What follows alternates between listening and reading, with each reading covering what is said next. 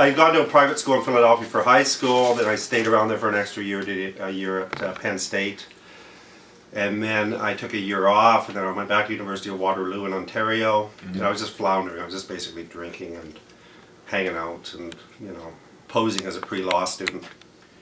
And then I decided to come out to Victoria in the late 70s because a former friend of mine had need of a roommate. And I met the professor of the writing department, and we kind of hit it off, and he wrote up a program for me for my last 2 years of university where I wouldn't have to really have any classes. Really?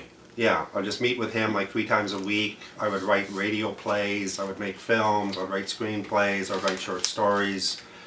So he kind of mentored me. Well, he definitely mentored me. And I actually lived in his studio for 5 months. And he's a guy who had read and seen everything. And he basically just, I'd come by and he would mention 40 filmmakers I hadn't heard of or 40 books. I'd write it all down. And by the next time I met him, I'll try to know a little bit more about all that stuff.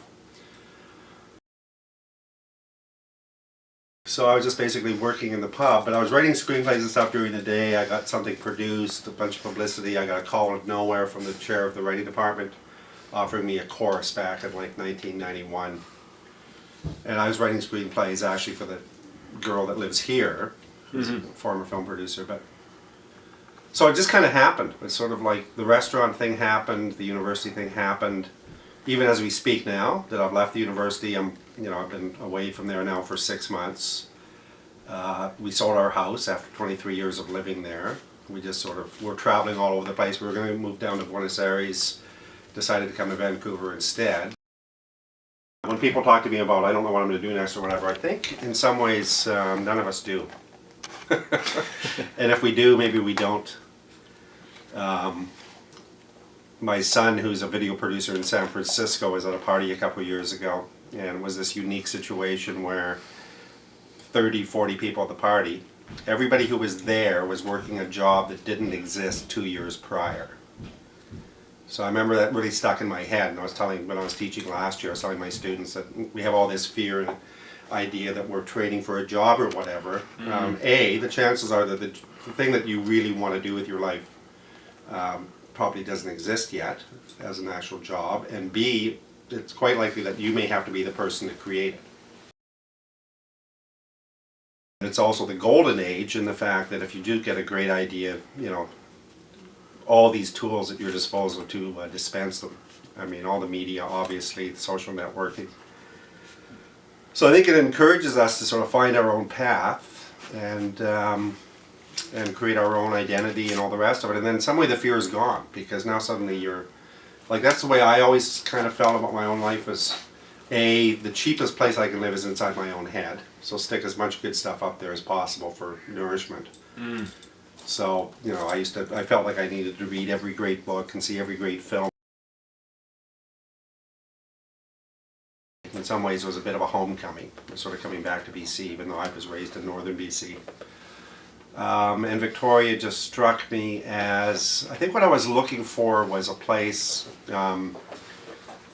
my main hero and the main force of all my teaching is a guy named Joseph Campbell, The Hero's Journey and all the rest of it. Follow your bliss, yeah. Follow your bliss. And when I was reading his biography when I was young, I remember there was no jobs and stuff. He had come back from Paris, he had graduated from Columbia with a master's degree. I had no idea what to do, but he actually felt grateful that there was no jobs anyway. This is in the 30s. So he just went up to Woodstock, New York and lived in a cabin and read for 5 years. Yeah. And that always struck me as like, man, if everybody could, to have that opportunity and that sense of freedom and that sense where the only thing I'm going to do in the next 5 years is read every great book I can, think the greatest thoughts, and then let everything look after itself. So I think at that age when I was at Waterloo, I was 20. And it already felt like I kind of like exhausted so many different avenues of just things that you'd think that I could just enjoy forever. And I didn't have a clue what I wanted to do. And I was kind of intimidated by all these other students who clearly did know. They come to university specifically to be an engineer or to be whatever. And I'm sort of there thinking, I'm studying English or history or whatever. So I knew the further I went, the more you read, the more you study, and the more you know in some ways, the more you have to fight off a fear of not necessarily knowing too much, but learning things that force you to leave other known things behind. So the security of the security kind of like feeling. being in your peer group and kind of knowing that things are going to be somewhat the same, is that you're now kind of in no man's land where you have to sort of just keep going and trust that. You can't help but keep going at that point. Well, exactly. You just pulled to it. Right. Yeah. The words that come to mind are serendipity and synchronicity. The idea that I, at some point, just surrendered my life to not really having, to trusting this sense of meaningful coincidence. And it just happened, the more it's sort of like you fall into this zone where you're sort of thinking, I'm going to have to run into somebody today, or I'm going to have a conversation, or something's going to change, or whatever, then, it almost becomes a self-fulfilling prophecy, I suppose, in a way. You let go. Yeah, you let go of, I think that's why I stopped today. Yeah, that's what. Because I could have just kept going. Yeah, exactly. And I know exactly where I was going to keep going, but I knew the outcome of that movement as well, and I didn't want that outcome necessarily, in a way. Yeah. I mean, if that makes any sense. It all makes sense to me. Like even as you were walking along the street or whatever, turning up or whatever, even something about the way you were walking or something, I kind of felt like you were just sort of, that you weren't going anywhere specific, and you're sort of like almost looking for something to happen or whatever. Yeah. And then, here we are suddenly. So what are you doing now? Are you working somewhere? Are you? No, I'm not. I guess my last professional job was back in Australia in Melbourne in the government actually. So okay. That was about that was in finishing up in April or May. Right. And the last little while, these last few months have been circling around here in interior BC. Right. Just reacquainting with this landscape. Yeah. Attempting to decide if this is where I want to spend a bit more time and be, after being bouncing back and forth for quite a long time. Yeah. And so now it's definitely come to the crux of, okay, you've got to, ideally sort something out. Right. You mind me asking how old you are? 28. 28. Yeah, that's about.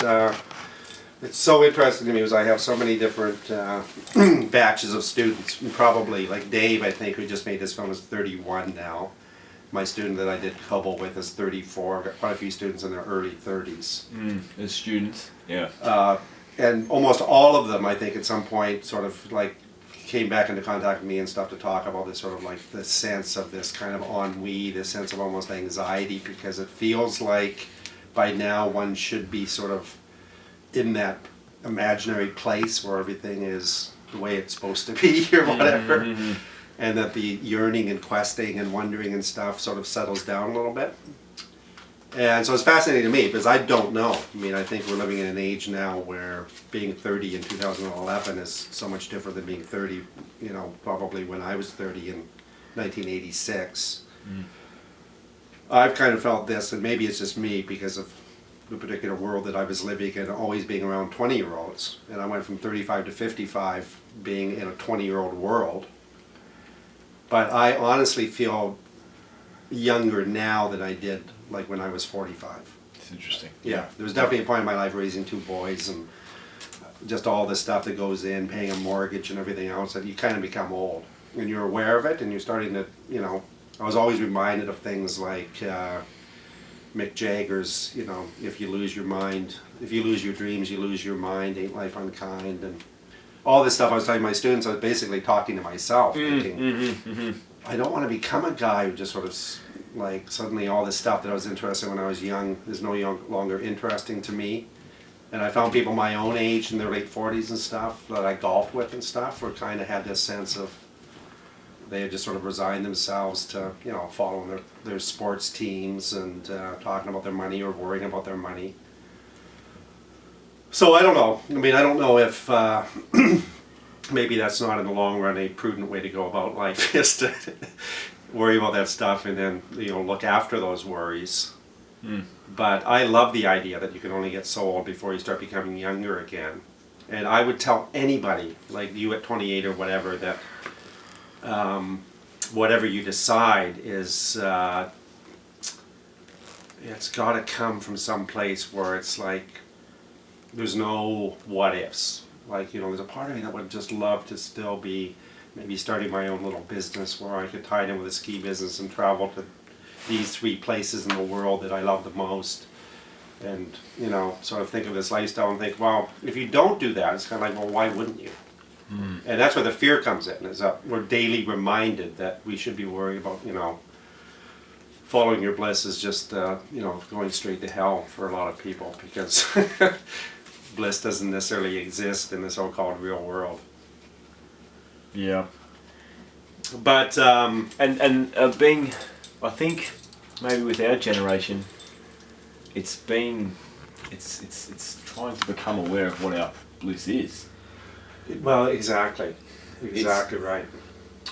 Now that we can create anything, what is it that we want to create? I think a lot of people are told and aware that they can create anything as well. And of course there's a constant influx of information, which is not necessarily real, mostly being from internet sources, right? Wiki, Twitter, Facebook, constantly in your pocket. Yeah. I left my phone at home. I left my phone and my audio tapes and audio books at home just for a minute, just to feel again, just to be away from it. So I think that's what a lot of us are maybe considering now. Maybe we're hodgepodge. We know we're going to be in for a few different career changes. You know, 4 or 5 different career changes. We know this, but exactly. So how can we enjoy it? Like, how can we enjoy the uncertainty? You know, I've got a student who's a filmmaker now who's actually doing some teaching and stuff, but he had been making films for like 3 years for me as a student. And then when he graduated, he came to my office and said, Brian, what am I going to do now? Like, should I go to do a master's? And you know, I want to be a filmmaker. And I kind of got mad at him, and I said, well, Scott, what the fuck are we talking about here? I mean, what have you been doing the last 3 years? He said, I've been making films and everything else. He said, but now I've graduated. And I go, well, all I know about filmmaking is that filmmakers make films. So as long as you're making films, you're a filmmaker, and that's what you want to be. Or are you saying that you want to go to LA and become like a sitcom writer and make $300,000 a year? I have no idea how to do that in terms of. But you know, I sort of just cut out this, and he got quite angry with me actually, and then came back a week later and was sort of like quite. He suddenly realized that that's, you know. And I think he still curses me at times because, you know, he's in that world where he has to get grants and has to sort of like do all kinds of sort of freebies and do things to sort of keep that going. But he's got his master's now. He's working with the Victoria Film Festival. He's got his, you know, blog. He goes and he's a judge. And, you know, he's really become the person that he had wanted to become. So there's that. But. So are you, in terms of your own kind of ambiguity now, are you sort of thinking of where you want to live more than what it is that you want to do for a living?